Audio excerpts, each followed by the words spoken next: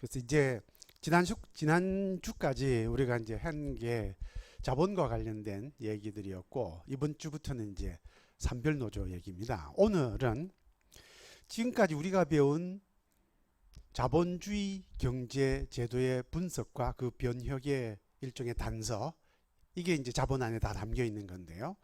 지금까지 배운 요걸 미천으로 해서 그럼 이걸 실제로 현실의 노동운동에 접목을 시켜서 실천을 하게 되면 그 첫걸음이 바로 산별노조입니다.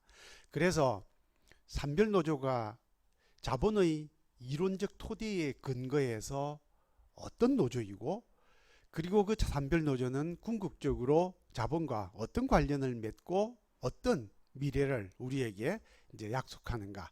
산별노조에 말하자면 정체, 그걸 이제 오늘 그 막스의 자본 이론에 근거해서 여러분들한테 설명을 이제 드리게 될 겁니다.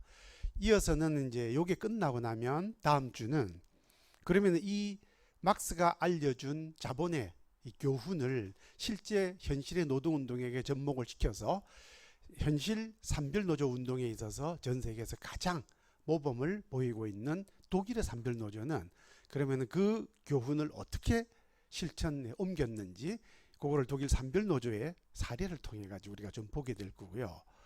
그러고 나면 이제 마지막으로 우리 문제가 이제 다가와서 마지막 강의에서는 우리의 산별노조 운동을 이제 얘기하게 될 겁니다. 자, 그러면 여러분 지난 시간까지 우리가 이제 5시간에 걸쳐서 자본이 노동운동에게 남겨준 변혁 이론의 유산, 그걸 이제 다시 한번 압축을 해서 여러분들의 요약 정리를 해드리겠습니다. 여러분 자본이 남겨놓은 유산은 먼저 자본주의라는 이 사회의 변혁을 위해서는 두 가지 요소가 꼭 있어야 된다. 하나는 변혁의 주체가 가지고 있는 의지, 이게 이제 주관적 요소라고 할 수 있겠죠. 그 다음에 이제 그 변혁의 주체가 의지만 가지고 바꿀 수 있는 게 아니라 우리가 앞서 유물론적 이제 관점, 유물론적 변증법, 거기에 따라서 변혁의 대상이 자기가 가지고 있는 자본주의라고 하는 이 사회 제도가 가지고 있는 독자적인 법칙이 있어요.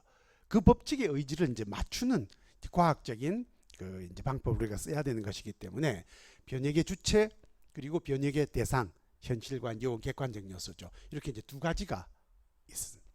그 두 가지 중에서 먼저 변혁의 대상을 막스는 자본에서 이제 아주 상세하게 이제 분석을 쭉 했는데, 우선 요 현실의 비판적 분석은 대상이 뭐냐? 자본주의 생산 양식이라는 개념이었어요. 더 들어가면 이제 좀 더 복잡한 얘기를 하게 되겠지만 일단 여기까지. 그 다음에 이 자본주의 생산 양식을 이제 우리가 변혁을 시킬 건데, 그것을 변혁을 시키게 되는 전략적인 목표를 막스가 뭐라고 했느냐? 생산관계라고 딱 확정을 지었습니다. 그러면 그 생산관계가 뭐냐면, 생산관계는 우리가 아마 두 번째 시간에 했던 자본주의의 가장 본질적인 특징, 자신을 위한 노동시간과 타인에게 빼앗기는 노동시간, 이 두 노동시간의 관계, 이거를 우리가 자본 임노동 관계라고 이제 보통 부르는데, 바로 그것을 바꾸는 것이죠. 이걸 바꾸게 되면 어떻게 되느냐? 타인을 위한 노동시간이 없어지게 됩니다. 그래서 내가 타인에게 빼앗기는 그 노동시간이 없어져서, 타인에게 빼앗기는 그 노동시간은 나에게 강제로 수행되는 노동이었기 때문에 내가 그로부터 해방이 되는 것이죠. 그리고 동시에 노동해방은 그래서 바로 요 타인을 위한 노동시간으로부터 자유를 획득한 상태, 그걸 얘기하는 것이고, 요 생산관계의 변혁은 바로 이 둘이 자본과 임노동의 관계라고 하는 이것이 결국 노동시간을 둘러싼 인간들 사이의 관계이기 때문에 인간들 사이의 관계를 변혁시키는 것, 그게 이제 전체적으로 변혁을 시켜야 될 자본주의의 말하자면 목표입니다. 우리가 딱 타겟이에요. 그러면 이걸 누가 변혁시키느냐? 우리가 변혁시키는 거예요. 바깥쪽에서 무슨 메시아나 어떤 뭐 기적과 같은 사태가 벌어져서 이렇게 이루어지는 것이 아니라 우리가 스스로 이 변혁을 이끌어 나가야 되는데, 그러면은 그 변혁을 이끌어 나갈 주체인 우리는 자본주의를 변혁시켜야 될 의지를 가지고 있는 사람들이죠. 이 사람들은 모두 자본주의 생산관계라고 하는 그 변혁의 대상으로부터 규정받은 사람들입니다. 그래서 똑같은 동질적인 요 생산관계에서 동질적인 성격을 가지고 있는 임금 노동자 계급, 바로 이게 요 임금 노동자 계급이 한 사람이 아니라 그 사회에서 다수를 이루고 있기 때문에 요 사람들이 정당과 초기업 노동조합 이 두 개를 통해서 전체적으로 변혁을 시킨다. 그러면 왜 정당과 노동조합이라고 하는 것이 왜 필요하느냐 하면 이 변혁을 시켜나가는 전략적 목표가 두 개의 말하자면은 두 개의 투 트랙이 반드시 필요하기 때문입니다. 막스는 이것을 일찍이 사회의 분석 구조에서 밝혔는데 한 사회는 무엇으로 이루어져 있느냐 하면 경제적인 구조인 토대와 그 위에 얹혀 있는 정치적인 구조 이 두 가지가 결합이 딱 돼 있어요. 그래서 이 정치적인 구조를 상부 구조라고 불렀고 막스는 이 경제적인 구조를 토대라고 불렀는데 우리가 배운 바 토대는 바로 타인을 위한 노동시간을 없애는 것, 즉 노동시간의 단축입니다. 상부 구조는 뭐냐? 바로 인간과 인간들 사이의 관계, 이 관계를 바꾸는 거죠.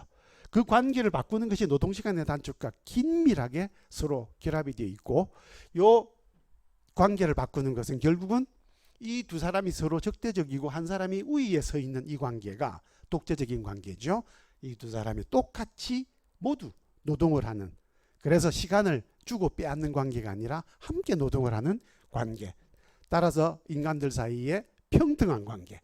다시 말해서 우리가 통상 쓰는 정치적인 용어로는 민주주의죠. 그래서 상부구조에서는 민주주의를 확대해 나가고 토대에서는 노동시간을 단축하는 이 두 개가 결국 자본주의를 변혁시키는 핵심적인 두 개의 전술적 수단이고 이 두 개의 수단은 사회의 구조적 특성 때문에 민주주의를 확대시켜 나가는 것은 정치제도 안에서 수행해 나가야 됩니다. 그래서 노동자의 계급 정당이 필요한 것이고 노동시간 단축은 바로 노동 현장에서 이걸 직접 단체 협약에 의해서 수행할 수 있는 것이기 때문에 산별노조, 노동조합인 산별노조가 필요하다.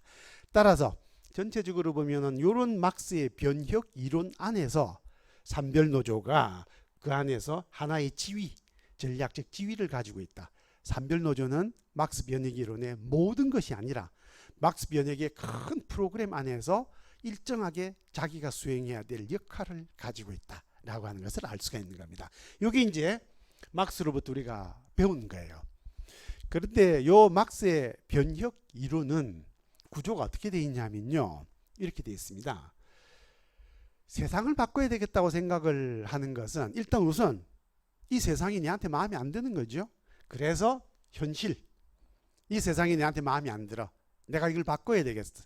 그래서 현실이 내한테 나쁜 것이기 때문에 거기에서 의지가 발생을 합니다. 사람들이 세상을 바꿔야 되겠다는 생각을 하게 되는 것이죠. 그러면 당연히 이게 나쁘면 좋은 게 있을 거 아닙니까? 그래서 그게 목표가 되는 것이죠. 그 목표는 미래에 지금 당장은 아닙니다. 그죠? 바꿔야 될 것이니까 앞으로 그것은 좋은 겁니다. 그러나 그 목표는 한꺼번에 그냥 도달하는 게 아니었어요. 왜냐하면 그 목표가 바로 사회제도이고 사회제도는 독자적인 현실 법칙을 가지고 있어서 우리 의지와 그 현실 사이에는 간격이 있고 이 간격을 건너가야 될 과정이 필요한 것이죠. 과정. 그 과정을 우리가 전술적 수단이라고 이제 부릅니다. 그래서 대개 변혁이론은 크게 운동의 구조는 현실에 대한 비판적인 의지, 이걸 보통 선언이라고 합니다. 선언.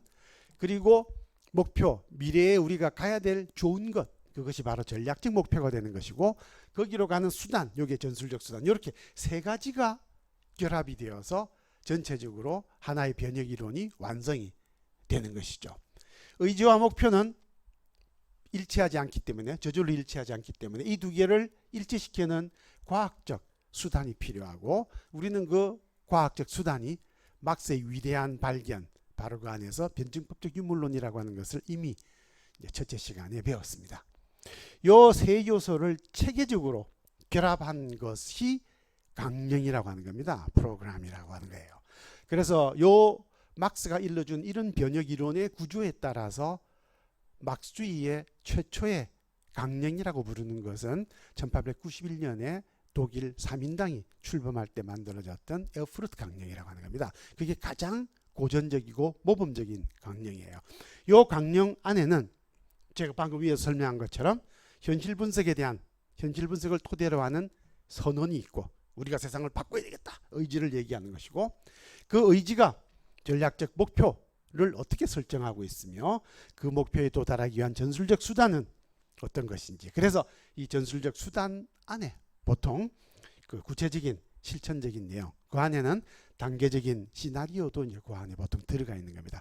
이렇게 이제 체계적으로 그 변혁 운동을 수행해야 된다라고 알려준 것이 이제 막스의 유산이었던 것이죠. 그래서 제가 이제 여러분들을 한번 돌아보시라고 보건의료 노조 홈페이지를 딱 보니까 보건의료 노조 홈페이지에도 선언이 있어요. 그런데 이제 물론 보건의료 노조는 아직까지는 제가 알기로 막스주의 노동조합이 아닙니다. 그렇기 때문에 이제 막스가 일러준 그 방식대로 되어 있는 건 아니에요. 이제 구조는 비슷하게 되어 있는데 선언, 요 선언을 여러분들 이번 기회에 여러분들이 소속되어 있는 노동조합, 보건의료 노동조합의 선언을 다시 한번 골고루 읽어보도록 하십시오. 사실은 요건 지금 보면 막스가 얘기했던 바 현실 분석의 토대를 둔 주관적 의지가 충분히 표현된 것인지 조금 의심스럽긴 해요. 제가 보기에는 제가 이제 이렇게 꼰대니까 이제 그렇게 봅니다. 어쨌든 선언. 그다음에 이제 그 보건의료 노조가 가지고 있는 강령이 있습니다. 강령. 현재는 이제 이게 요 강령은 그냥 실천적인 과제들로만 쭉 돼 있어요. 그래서 아직까지 전략적 목표는 보건의료 노조에서는 충분히 구현되어 있지는 않은데 사실은 제가 자세히 보니까 요 부분이 좀 그런 부분이 있는 것 같아요. 그리고 이거를 좀 체계적으로 다시 한번 재정비하게 되면 보건의료 노조가 산별 노조 운동의 새로운 이제 말하자면 우리 한국 사회에서 새로운 그 질적 도약을 만일에 모색한다 그러면 뭐 이게 이건 제가 약간 주제 넘은 얘기입니다만 선언과 강령에 대해서도 좀 더 내부에서 이론적으로 좀 이렇게 재정비할 필요가 있겠다라는 생각이 들어요. 어쨌든 여러분들 이 기회에 여러분들의 조직인 선언과 강령 이걸 꼭 한번 챙겨보도록 하십시오. 사실은 보건노조만 있는 것이 아니라 보건노조가 가입해 있는 상급노조인 민주노총도 똑같이 선언과 강령을 이루고 있죠. 그리고 이제 우리 민주노조 운동의 첫 출발점이 되었던 전노협 같은 경우에든지 그런 걸 갖추고 있어서 그런 것들 한번 보시고 뭐 제가 여기서는 시간이 없어서 다 못 보여드립니다만 아마 여러분들하고 비슷한 형태의 산별노조 운동 가장 비슷한 게 독일의 베르디 이제 서비스 이제 연합이 될 텐데 그 독일의 베르디의 이제 강령과 이 선언이나 이런 구조도 한번 이게 한번 관심을 좀 기울여 주시기 바랍니다. 그래서 그 강령의 구조는 자 현실은 아니라 그랬죠. 목표가 요겁니다. 그 사이에 이런 과정이 있는데 변증법적 유물론에 따르게 되면 내가 의지한다고 해서 내가 목표를 의지를 가지고 있다고 해서 그게 그대로 수행되는 법은 절대 없습니다. 그 의지는 반드시 현실의 법칙과 함께 타협을 해야 되고 그래서 정반 이게 합의될 때는 의지하고는 다른 모습이 됩니다. 항상 그런 거예요. 그렇지만 이 다른 모습은 이 두 개가 합쳐진 모습입니다. 그래서 의지만을 진짜 현실의 운동 목표인 양 생각하는 것 그것은 현실을 잘 모르는 매우 이제 비과학적인 운동이다라고 얘기를 할 수 있습니다. 뭐 제가 굳이 하나 집어서 얘기한다 그러면 우리 노동운동에게 흔히 보통 그 요즘 많이 내걸고 있는 거 비정규직 철폐 이렇게입니다. 물론 비정규직을 철폐하면 좋죠. 그러나 그 철폐는 현실에서 자본주의 자체가 완전히 없어지기 전에는 달성될 수 없는 목표예요. 그래서 요 현실과 의지 사이에 이런 변증법적인 관련을 여러분들이 좀 현명하게 돌아볼 수 있도록 이제 그런 걸 기대합니다. 그게 바로 막스가 일러줬던 변혁 이론이기 때문에 그렇습니다. 요 이제 전술적 실천과 관련해서 여러분들이 조금 더 깊이 이해할 필요가 있어서 제가 막스의 변혁 이론 안에서 요 전술적 실천에 대한 이제 개념을 좀 설명을 드리려고 합니다. 막스의 변혁 이론은 여러분 자본주의는 1760년대부터 시작이 되었고 이미 1800년대 초기가 되면 자본주의가 만들어낸 끔찍한 모습들이 유럽 각국에서 이제 터져 나오기 시작합니다. 특히 영국에서는요. 그리고 그 끔찍한 그 이 말하자면 모순과 이 처참한 이제 말하자면 파생적인 효과 같은 것들이 유럽 대륙에서는 이제 1800년대 중반 정도가 되면 사람들이 한 번도 경험하지 못한 끔찍한 모습이죠. 그게 이제 결국은 분노로 터져 나오는 게 1848년 혁명입니다. 유럽 전역을 휩쓸었던 혁명이었죠. 대부분 다 짧게는 한 달, 길게는 뭐 아무리 길어봐야 6개월 이내에 대부분 다 진압이 되고 말았지만 어쨌든 그게 의지의 표현이었어요. 그러면은 그런 상황을 보고 그 인간이라고 하는 것이 이성과 양심을 가지고 와 있는 특이한 존재입니다. 당연히 그걸 외면할 수 없었던 사람들이 많았고 이런 양심적인 지식인들이 새로운 방향으로 생각을 하게 된 그 생각의 방향을 우리가 크게 사회주의라고 부르는 것인데 그 사회주의 안에는 막스 이전에 많은 사람들이 있었어요. 물론 막스 이후에도 있었지만 그 막스 이전에 무수히 많은 사람들이 당연히 또는 막스와 동시대 사람들이 이 자본주의 모순을 극복할 수 있는 많은 하고자 하는 많은 변혁 이론을 제시를 했는데 그 많은 변혁 이론들 가운데 지금 우리에게 살아서 여전히 온전한 모습으로 전달되고 있는 것은 유일하게 막스밖에 없어요. 왜 그러느냐 하는 거죠. 왜 막스가 그렇게 변혁 이론의 그냥 롤 모델, 대명사가 되었느냐 하면 대중운동과 유일하게 성공적으로 결합한 이론이었기 때문에 그렇습니다. 이 막스 변혁 이론이 대중운동과 결합을 했던 그 계기는 1889년에 제2인터내셔널이었고요. 요 제2인터내셔널에서 이 두 개가 결합을 할 수 있었던 까닭은 막스가 제시했던 전술적 수단이 실천적으로 가장 효력이 있고 유효했고 가장 과학적이었기 때문에 그렇습니다. 그래서 막스는 현실적인 유효성과 과학성을 갖춘 이론, 그걸 과학이라고 불렀고 그걸 갖추지 못한 의지만 앞세운 또는 비현실적인 그런 이론을 유토피안 이론이라고 이제 구분을 지었어요. 이건 사실은 이제 막스가 직접 했기보다는 막스가 세상을 떠나고 나서 막스 이론이 본격적으로 유럽에 이제 전파되기 시작하자 막스 이론을 다른 사회주의 이론과 구분하기 위해서 엥겔스가 이걸 이제 개념으로 잡았던 겁니다. 변혁 이론은 실천을 통해서만 자신의 정당성을 입증하는 이론입니다. 왜냐하면 변혁 이론은 세상을 그냥 비판하는 말하기 좋아하는 사람들이 하는 것이 아니라 세상을 정말 바꾸려고 하는 실천적 욕구에서 출발한 거거든요. 그래서 변혁 이론은 실천을 통해서만 그 정당성이 입증이 되는데 막스 이론이 유일하게 그것을 입증한 이론이었다라고 하는 겁니다. 거기에 대한 이제 요 명제를 좀 더 소상하게 제가 다루어 본 것이 바로 네이버에 올라와 있는 막스 이후의 막스주의입니다. 그게.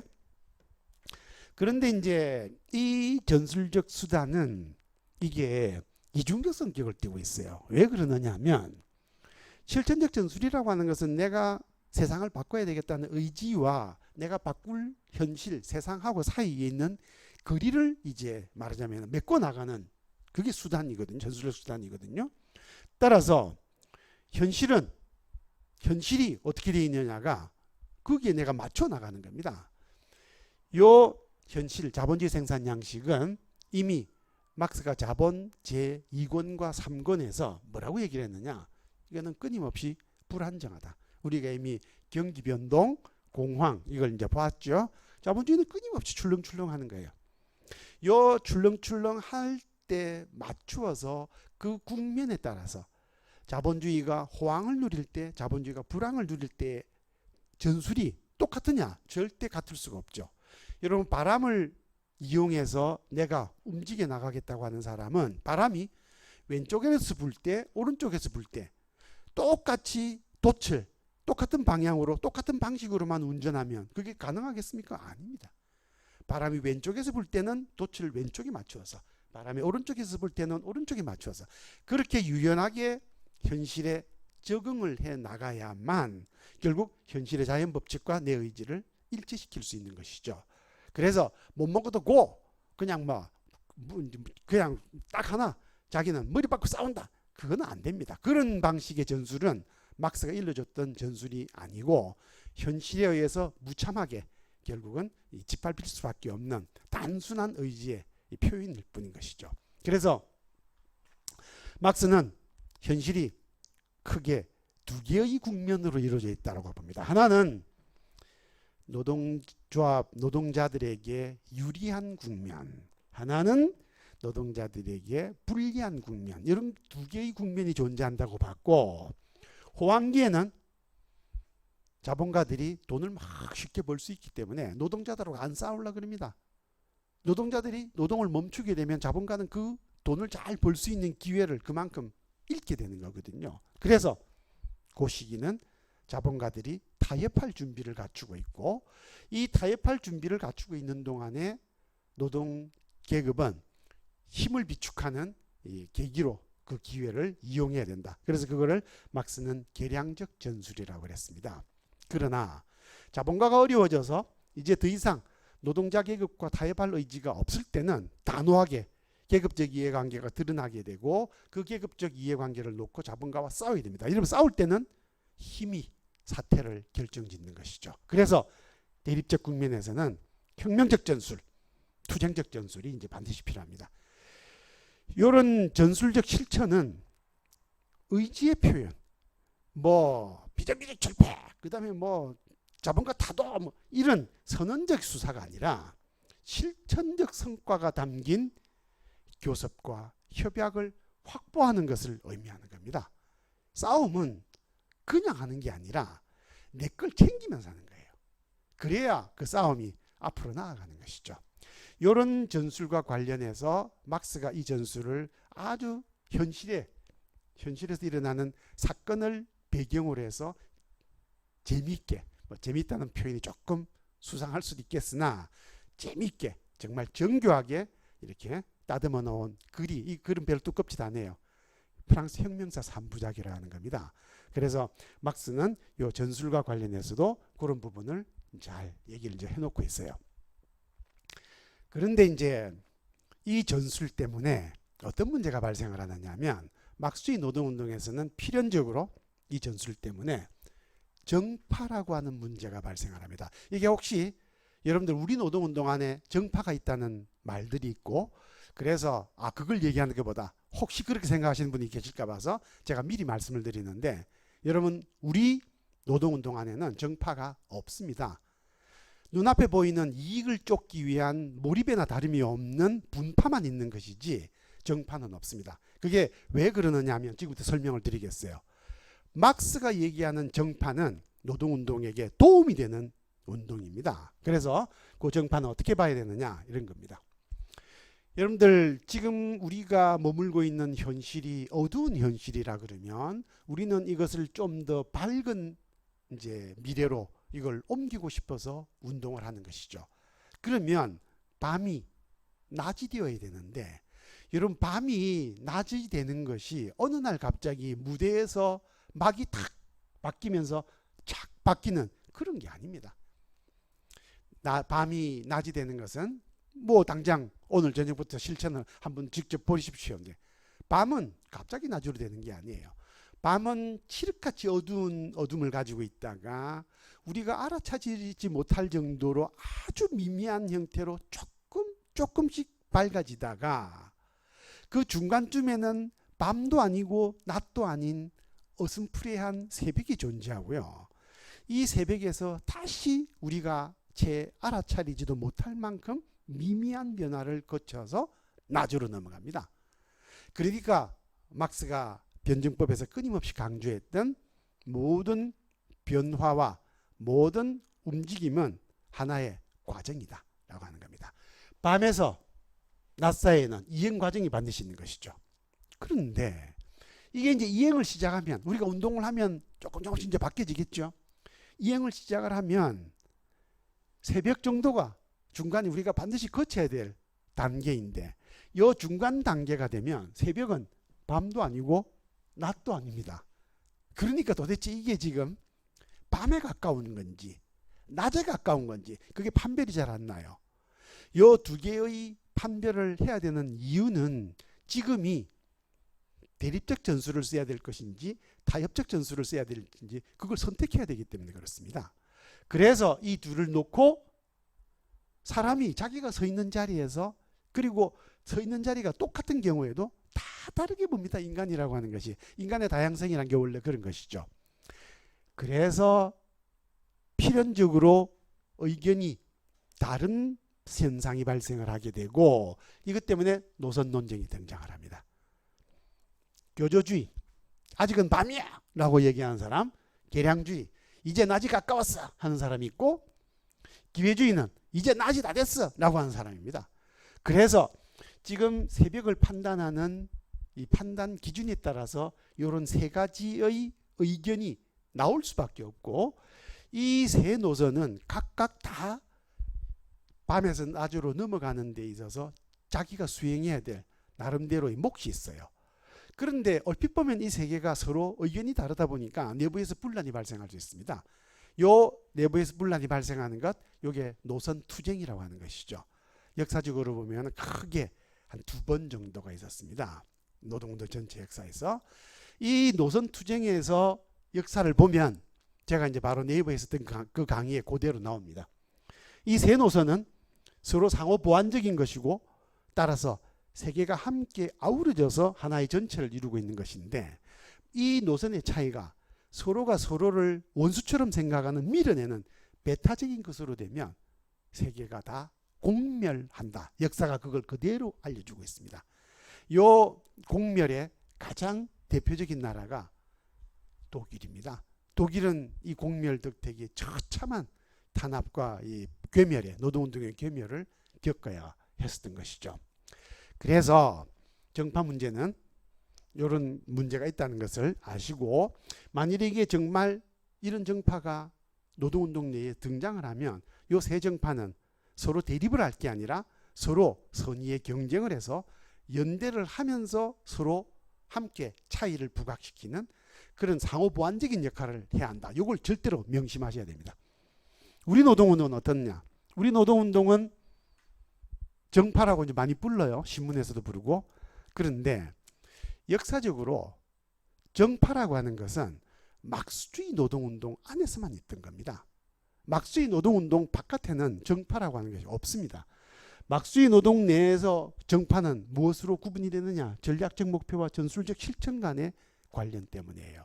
따라서 모든 정파는 자기 나름의 막스주의적 전략적 목표와 전술적 수단을 가지고 있는 강령을 가진 조직들입니다. 강령을 가진. 그래서 이 정파들 사이에 이견을 두고 노선 논쟁이 벌어지게 되면 그 논쟁은 항상 뭘 가지고 벌어지게 되느냐 하면 강령을 두고 벌어지는 논쟁이에요. 따라서 강령 논쟁을 거친 이견 그룹이 있다 그러면 그거는 정파가 존재한다라고 볼 수가 있는 것이죠. 그러나 우리 노동운동에는 그런 적이 없습니다. 정파가 존재하지 않았던 것이죠. 우리 민주노동당이 최초로 만들어진 노동자정당 민주노동당이 분열할 때 노선 논쟁이 있었던가요? 그런 건 없었습니다. 눈앞에 이익을 놓고 서로 다투는 것은 있었지만 전략적 목표나 전술적 수단, 강령을 두고 벌어진 논쟁은 없었던 것이죠. 그래서 우리 노동운동은 막스주의도 전략적 목표도 따라서 강령 논쟁도 존재한 적이 없고 당면에 집행부 장악만을 염두에 둔 이익그룹. 그래서 이것은 분파입니다. 분파. 이것은 극단적으로 표현을 하게 되면 지금 정치 쪽에서 일어나고 있는 정당들 사이에 눈앞 이익만 쫓는 정당 몰입애들하고 별로 다를 바가 없는 그런 것이라고 봐야 됩니다. 우리 노동운동이 건전한 운동으로 크기 위해서는 바로 이런 정파와 관련된 막스가 남겨준 이 교훈을 한번 마음 깊이 진지하게 되새겨 볼 필요가 있다. 이게 제 생각입니다. 자, 그러면 이제 전술적 실천에 대한 이해도 이제 좀 했고요. 변혁이론, 막스가 알려준 변혁이론의 전체적인 구조를 이제 우리가 대충 이미 앞서 보았습니다. 그걸 근거로 해서 그걸 이제 밑거름 삼아서 산별노조를 이것과 관련시켜 보겠습니다. 여러분, 변혁이론의 전략적인 목표는 자본주의 생산관계의 변혁이죠. 이 자본주의 생산관계의 변혁에서 전술적 수단과 변혁의 주체는 생산관계에 기초한 임금 노동자 계급 조직입니다. 즉 생산관계라는 이 잣대를 가지고 딱 봤을 때 임금 노동자 계급이라고 분류되는 사람들, 이 사람들의 조직이 생산관계가 잣대라는 겁니다. 생산관계가 잣대인 바로 그 조직이죠. 그래서 상부구조에는 바로 생산 관계에 근거한 임노동자 계급의 정치조직, 노동자 정당입니다. 그리고 토대에는 생산 관계에 근거한 노동조합, 이렇게 되는 것인데, 역사적으로 보면 이제 노동운동 자체가 건물을 지을 때 여러분 어떻게 건물을 짓느냐 하면, 봅시다. 토대를 먼저 다지고 그 토대가 얼마 정도의 무게나 이제 구조를 견뎌낼 수 있는가에 따라서 그 위에 구조물을 올립니다. 그렇죠? 항상 요 토대가 감당할 수 없는 구조물이 올라가게 되면 토대를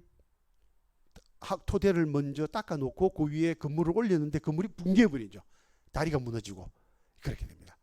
따라서 토대는 위에 구조물이 올라가기 전에 먼저 잘 다져야 되는, 따라서 그 위에 올라가게 될 구조물의 성격을 결정짓는 전제 조건이라고 볼 수가 있습니다.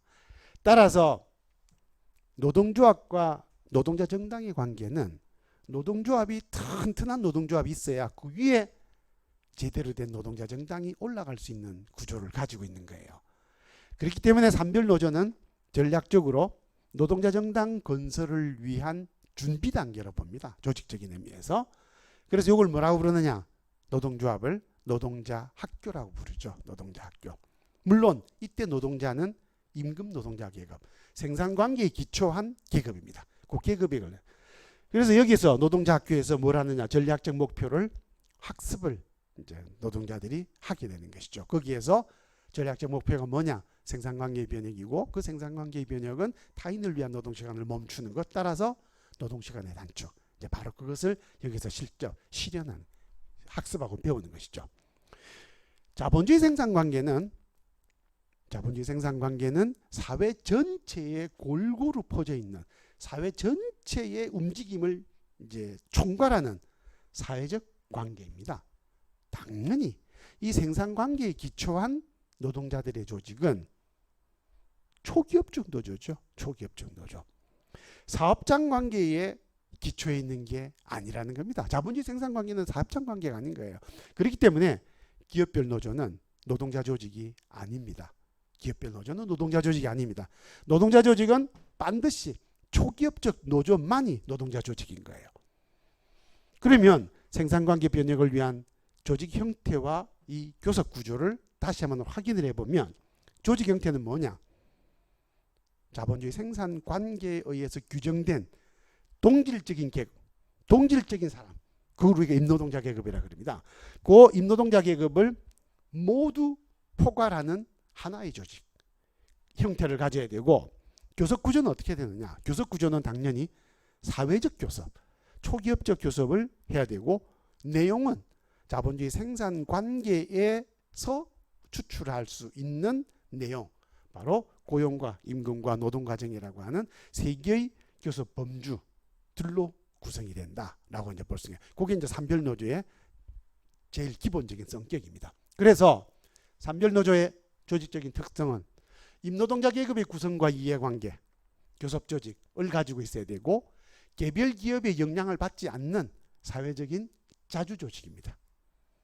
우리 김진숙 씨가 해고를 복직시켜 달라고 이제 정년을 앞두고 아주 애절하게 요구를 하셨고, 그래서 부산에서 서울까지 도보로 행진을 하셨고, 청와대 앞에서 농성까지 하셨지만, 그거는 김진숙 씨 그럼 해고는 누가 시킨 거예요? 개별 기업가가 시킨 거예요. 개별 기업가. 이거는 자본주의 생산관계하고는 조금 거리가 먼 문제인 겁니다. 그래서 만일에 노동조합이 이런 산별 노조의 구조를 갖추고 있다 그러면 김진숙 씨 같은 해고 사태가 처음부터 아예 발생하지 않았을 것이다라는 것을 알 수가 있습니다. 우리나라이기 때문에 이런 문제가 있다는 겁니다. 기업별 노조이기 때문에. 노동자 계급은 어떤 구조로 이루어져 있느냐? 취업자가 있죠. 그런데 실업자도 있습니다. 그 다음에 아직 취업자가 되지 못한 예비 노동자가 있고, 취업을 모두 끝낸 은퇴자도 있어요. 노동자 계급은 이렇게 다양한 구성으로 되어 있습니다. 이 다양한 구성 가운데 취업자는 다시 보면 정규직이 있고, 정규직은 또 그 안에 대기업과 중소기업으로 있죠. 그리고 비정규직이 있어요. 기업별 노조라고 하는 것은 이 다양한 노동자 계급 가운데에 취업자만을 대상으로 하고 있고 그 취업자 안에서도 정규직만을 대상으로 하고 있는 거예요. 그러니까 이것은 계급을 대변하는 조직과는 너무너무 거리가 먼 기업별 노조는 그래서 노동자 조직이라고 부를 수가 우리가 없는 겁니다. 이게. 자, 그 그림을 전체적으로 보시면 이런 구조로 되어 있는 것이죠. 한 사회의 노동시장 안에 보면 대기업이 있고, 그죠? 그 밖에 중소기업이 있고, 그 밑에 비정규직이 있고, 그 밑에 실업자 원퇴자가 있습니다. 그리고 노동조합은 그 가운데에 기업별 노조는 꼴랑 요 두 개만 포괄하는 게 기업별 노조예요. 나머지는 기업별 노조에는 전부 배제가 됩니다. 나머지 사람들을 전부 포괄하는 구조의 노동조합. 그게 바로 산별 노조다라고 하게 되죠. 그리고 이제 이렇게 산별 노조가 되면 당연히 여러분 대기업은 자기가 노동과정의 위험의 외주화 이런 얘기 들어봤죠? 위험을 외주화시킵니다. 중소기업은 대기업과 임금 수준에 있어서의 차이, 격차가 존재하죠. 이 격차가 문제가 됩니다. 비정규직은 고용에 있어서 차별을 받는 것이죠. 따라서 이 차별을 안정시켜 줄 필요가 있고 실업자와 은퇴자는 아예 고용이 되지 않은 사람이니까 먹고 살 방법이 없죠. 이 사람들에게는 먹고 살 수 있는 안전망을 제공해 줘야 됩니다. 자, 그런 세 가지, 좀 이따 이제 뒤에 교섭에 들어가서 조금 더 자세히 설명을 드리겠어요. 자본주의 생산 관계는 우리가 이미 막스의 자본을 통해서 봤듯이 이게 자본 유통 정식이죠. 자본주의는 자본을 투자해서 어디에 투자하느냐? 노동력과 생산 수단에 투자를 해서 이 두 개를 결합을 시켜 상품을 만들고 그 상품을 팔아서 다시 화폐를 회수해서 이게 이제 반복이 되는 게 자본주의 생산 양식입니다. 이 자본주의 생산 양식, 이 자본 유통 정식에서 보면 자본이 노동력과 생산 수단을 고용하는 바로 요 시점, 요게 고용과 임금이 여기서 결정이 되죠. 그런데 요 고용과 임금이 결정이 되는 영역은 기업 외부입니다. 기업 바깥이고 일단 고용이 되고 나서 임금이 결정이 되고 나면 그 다음에 노동자는 일을 해야 돼요. 어디에서? 기업 안에서. 따라서 요 그림에서 금방 볼 수 있듯이 노동자들의 이해관계가 걸려있는, 자 먼저 취직이 돼야 되겠죠. 취직이 되고 나면 임금을 받아야 되겠죠. 임금만 받고 그냥 그만둘 수 있는 사람은 없습니다. 임금을 받으면 반드시 일을 해줘야 되죠. 그래서 고용과 임금과 노동과정이라고 하는 세 가지가 노동자가 자본주의 생산 양식 안에서 겪어야 되는 계급적인 이해관계인데 요 맞닥뜨리는 세 개의 계급적인 이해가 사회에서 결정이 되는 게 있고 기업 안에서 결정되는 게 있다. 사업장에서 결정되는 것과 초기업적인 사회에서 결정되는 두 가지 부분으로 이루어져 있어서 결국은 교섭이라고 하는 것이 이런 세 가지의 교섭 범주라고 하는 것이 사회와 사업장 안에 중층적인 구조로 되어 있는 것을 우리는 알 수가 있습니다. 그렇기 때문에 산별노조의 교섭 과제는 먼저 계급적인 이해관계, 이제 제가 말했죠. 세 개의 고용과 임금과 노동 과정입니다. 그리고 이 세 개의 교섭 범주가 사업장에서 그리고 사업장에서 결정할 수 없는 것, 사업장에서 결정할 수 있는 것과 사업장에서 결정할 수 없는 것, 이 두 가지가 중층적으로 구조적으로 이루어져 있다라고 하는 것을 알 수가 있습니다. 그걸 이제 좀 더 자본 유통 정식이 조금 복잡하기 때문에 자본과 임노동 둘 사이의 관계로만 본다 그러면 이 두 사람이 일단 고용계약을 맺으면 이제 임금을 주고 노동을 제공해야 됩니다. 요 고용이 결정되고 나서 임금과 노동 과정이 결정되는 요게 크게 보면 고용이 되는 것, 기업 바깥에서 결정이 되죠. 일단 들어오게 되면 임금이 결정되는데 여러분 임금은 여러분들은 단체 교섭을 통해서 기업 안에서 임금을 결정하니까 이 임금이 기업 안에서 결정되는 것처럼 혹시 보입니까? 아닙니다, 여러분들.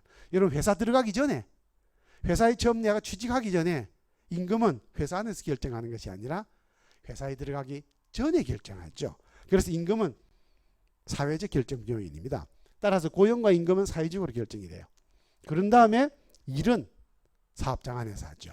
이렇게 이제 중층적인 구조로 되어 있는 것을 우리가 이해할 수가 있습니다. 그러면 요 이제 세 가지 범주에 대한 교섭을 이제 얘기를 해야 되는데 요건 이어서 얘기를 해야 되거든요. 그래서 지금 조금 5분쯤 지나겠죠. 지금 이제 조금 애매한, 지금 시작하면 중간에 제가 못 그만두고 계속 해야 되기 때문에 지금 잠깐 여러분들 한 10분만 쉬셨다가 이제 그 교섭 과제에 대해서 하나하나씩 설명을 드리겠습니다. 한 10분만 쉬도록 하겠습니다.